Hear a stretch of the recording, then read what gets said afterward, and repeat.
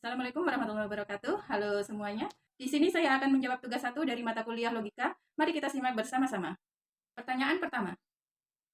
Term pada hakikatnya terbagi menjadi banyak jenis. Sebut dan jelaskan 3 dari macam term tersebut sertakan juga contohnya. Term merupakan simbol linguistik yang digunakan untuk menyatakan suatu objek, konsep, atau gagasan tertentu dalam pikiran manusia. Term berfungsi sebagai jembatan antara bahasa dan kenyataan yang memungkinkan kita menyusun pernyataan yang logis dan dapat dipertanggungjawabkan. Dari sekian banyak klasifikasi, 3 jenis term yang paling mendasar dan sering digunakan dalam analisis logika adalah term umum, term khusus, serta term konkret dan abstrak. Term yang pertama, term umum. Term umum adalah jenis term yang merujuk pada sekumpulan objek atau individu yang memiliki karakteristik atau sifat yang sama. Term ini bersifat universal karena cakupannya tidak terbatas pada satu individu saja.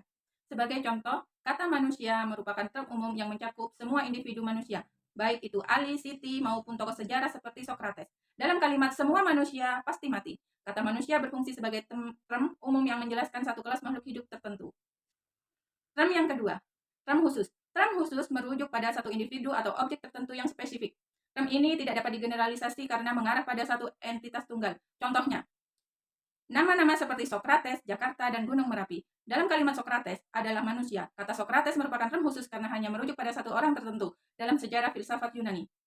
Term yang ketiga, term konkret dan term abstrak. Term konkret merujuk pada objek atau hal yang dapat ditangkap oleh panca indera. Misalnya, meja, buku, air. Mengapa demikian? Karena kita dapat melihat dan menyentuhnya secara langsung. Sebaliknya, term abstrak merujuk pada konsep atau gagasan yang tidak memiliki bentuk fisik dan tidak bisa ditangkap secara indrawi, seperti keadilan, cinta, kebebasan. Dengan memahami ketiga jenis term tersebut, kita dapat meningkatkan ketajaman berpikir dan ketetapan dalam menyusun argumen logis. Kita lanjut ke pertanyaan kedua. Jelaskan dan berikan contoh bentuk sesat pikir atau logical fallacy, bagaimana agar terhindar dari logical fallacy. Apa itu logical fallacy? Logical fallacy adalah kesalahan dalam berpikir yang secara sekilas tampak logis, tetapi jika diperiksa, lebih dalam ternyata tidak valid. Kekeliruan ini kerap muncul dalam diskusi sehari-hari, baik secara sengaja maupun tidak disadari. Salah satu bentuk logical fallacy yang sering terjadi adalah ad hominem. Apa itu ad hominem? Ad hominem yaitu ketika seseorang menyerang karakter pribadi lawan debat daripada mengkritisi isi argumennya.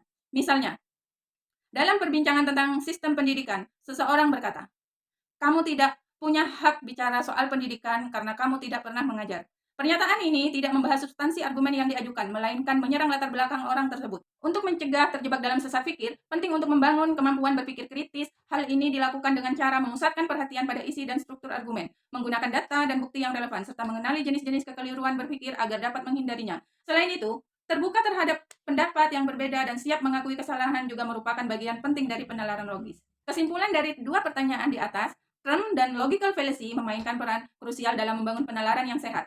Term membantu dalam menyampaikan makna secara tepat, sementara pemahaman terhadap logical fallacy menjaga kita dari membuat kesimpulan yang keliru. Dalam era informasi yang begitu cepat berkembang, kemampuan untuk berpikir secara rasional dan logis menjadi modal utama dalam berkomunikasi secara efektif dan intelektual. Demikian jawaban dari saya. Terima kasih telah meluangkan waktu untuk menyimak video ini. Semoga kita bisa terus belajar dan berkembang bersama.